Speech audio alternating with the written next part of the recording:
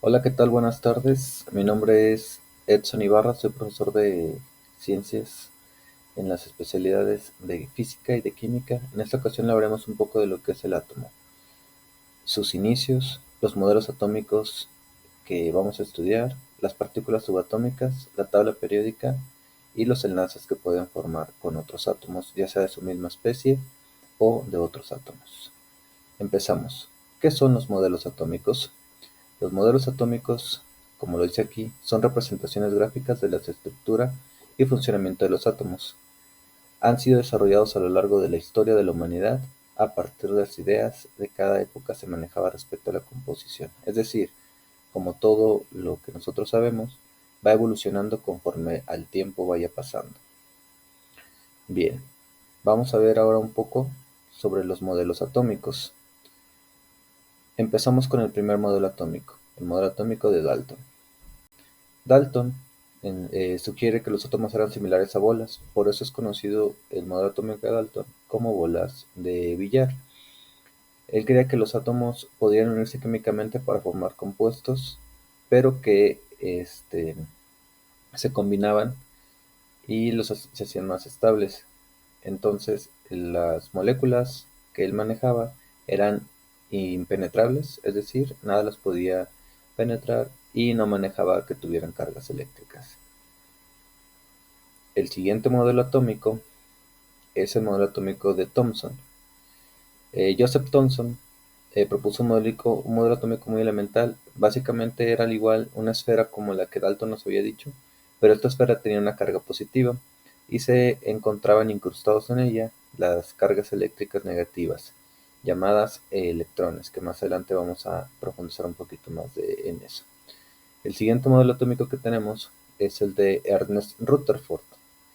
Y este ya vemos un poquito más diferente. Él se dio cuenta que los átomos no eran esferas como lo mencionaban Thomson y Dalton, sino que tenían un núcleo y lo hizo gracias a un experimento con fotones en una lámina de oro.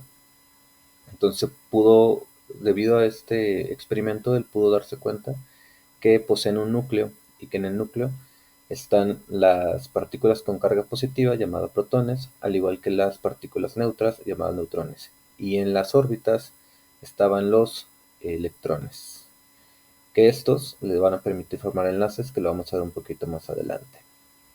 Por último, el modelo atómico que vamos a estudiar en esta parte se llama modelo atómico de Bohr.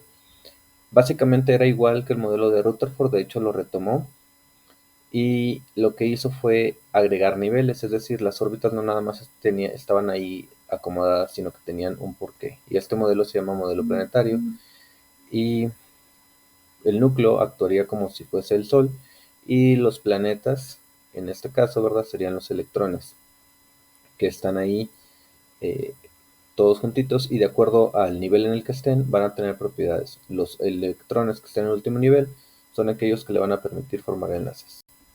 Bien, continuando con esto, ya pudimos abarcar 4 modelos atómicos que son diferentes, pero que se van complementando uno por uno. Primero empezamos con Dalton, después con Thomson, seguimos con Rutherford y finalizamos con el modelo atómico de Bohr. Continuando con nuestra presentación, vamos a darnos cuenta que las partículas que tienen el átomo se llaman partículas subatómicas. Estas partículas subatómicas son en el núcleo se encuentran los neutrones, los cuales, como le dice su nombre, son eléctricamente neutros, es decir, no tienen carga y están compuestos ahí, como dice ahí, por quarks cuyas cargas sumadas son cero. También está compuesto por protones, igual en el mismo núcleo, al igual que los neutrones, que estas son cargas eléctricas positivas, como lo dice ahí. Y por último, la última partícula subatómica que vamos a tener son los electrones, que son partículas con carga eléctrica negativa y los cuales permiten a los átomos formar enlaces, llamado pues, ya sea un enlace químico que puede tener variantes como lo pueden ser un enlace covalente, enlace polar, enlace iónico.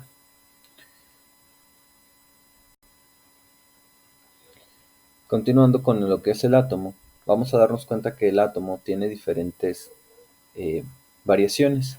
En realidad, todas las variaciones de átomo que vamos a ver son los que están en la tabla periódica.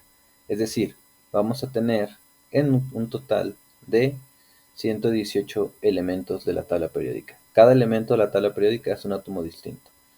Los elementos que están en la última columna, es decir, en la columna que tenemos aquí a nuestra mano, en la columna derecha, ¿sí?, de nuestra pantalla, son lo que se conoce como gases inertes o gases nobles, pero todos los demás se pueden juntar entre sí. Esto, tema de tabla periódica, amerita un tema por sí solo. Solamente lo estamos mencionando aquí para que vean todas las variantes de átomos que pueden existir.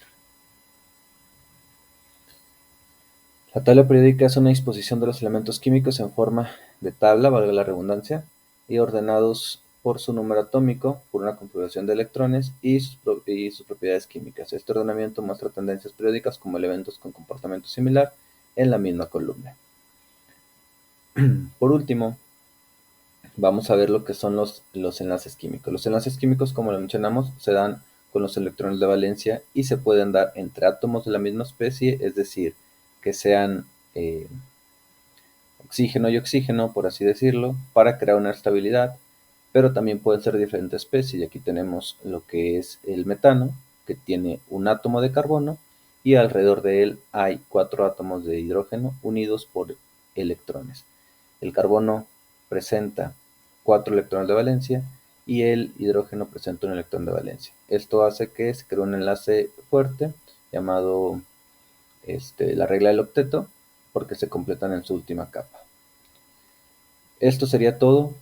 Les dejo mi contacto. No olviden seguirme en las redes sociales, vía correo electrónico edsonferrandebarrasquivel@docentecovila.mx, facebook.com/brackets, en Twitter @brackets, en YouTube @edsonibarra2397 y en Instagram como brackets. Es todo.